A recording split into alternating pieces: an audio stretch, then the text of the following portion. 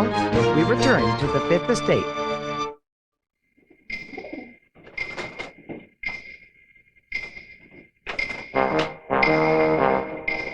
Everyone was talking about the Pigeon Gang. Who were they? Why were they stealing the birds? Why couldn't they be caught? At first it was just racing homers.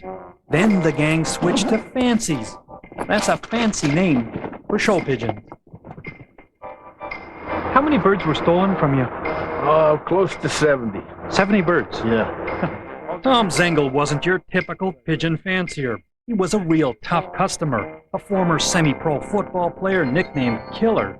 But this tough guy was wearing his heart on his sleeve. It hurt me, it took me maybe 2 months before I could really sleep. It really hurt me, yeah, I would say deeply. Killer says these fancies are his little children. He even gets up in the middle of the night to look after them. And why? I think from the love of them, the respect. When I walk into a show with my birds, people know who I am. And if it wasn't for my birds, nobody would know who I was. Meanwhile, Harry was undercover working on a hot tip, casing the pigeon auction.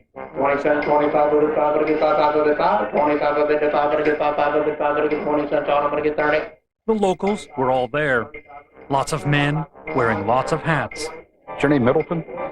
No. You look awfully familiar. I'm from Waynesboro.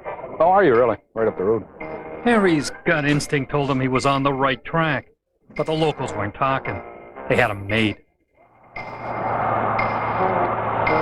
Harry needed a little help from Lady Luck, and he got it. A little bird told him the goods had been moved upstate. He'd find his pigeons in a little town called Higgins. It seemed like any small town in America.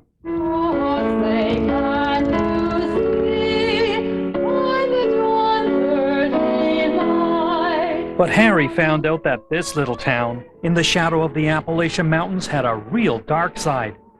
Every Labor Day, the town would put on a big party. People would come from miles around, thousands of them, all waiting patiently for the main event. The locals called it the Great Pigeon Shoot. The critics called it a no-talent shooting gallery and a senseless slaughter of 5,000 birds. Harry had come face to face with the ugly truth. At a pigeon shoot, they have boxes with spring-loaded doors. People pay to shoot pigeons as they're released from these boxes. They get maybe a foot away from the box, and they're bang, bang, they're down. And that's how they raise money. They use them as fundraisers. Harry's idea of a fundraiser was a bake sale or a car wash. This was different. Any pigeons that managed to survive the buckshot suffered an even worse fate.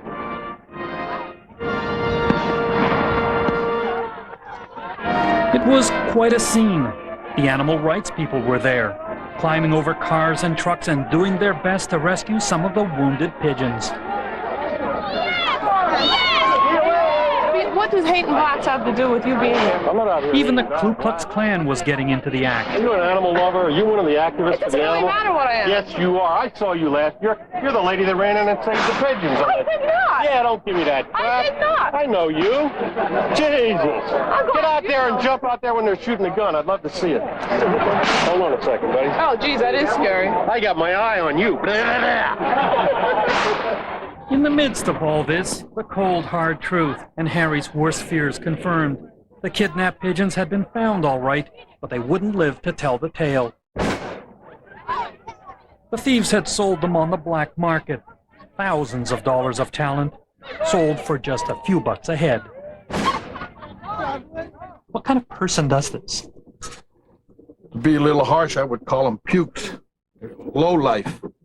This type of fella, scruffy. I never judge a man by the length of his hair or the cut of his clothes, but I do judge a man by what he does and how he acts. And so to do this, it's about as low life as you can get.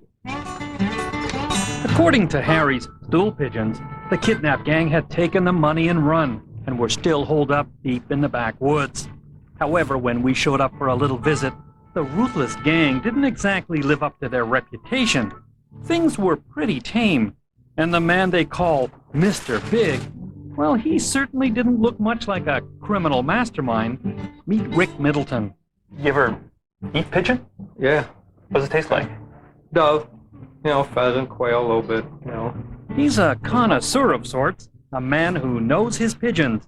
There are pigeons everywhere, but Rick says he's no thief, just a simple businessman, buying and selling a few birds at the auctions. I may, if I take some there, I may end up buying a pig or something, have it slaughtered, put in the freezer, but Sell these and then buy a pig? to eat.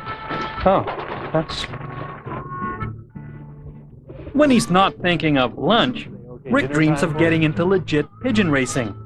But the local Harrisburg club blackballed him when they heard about his murky reputation. I just wanted to ask you about these guys who are walking around and saying that, you're behind all this pigeon poaching and all that sort of stuff.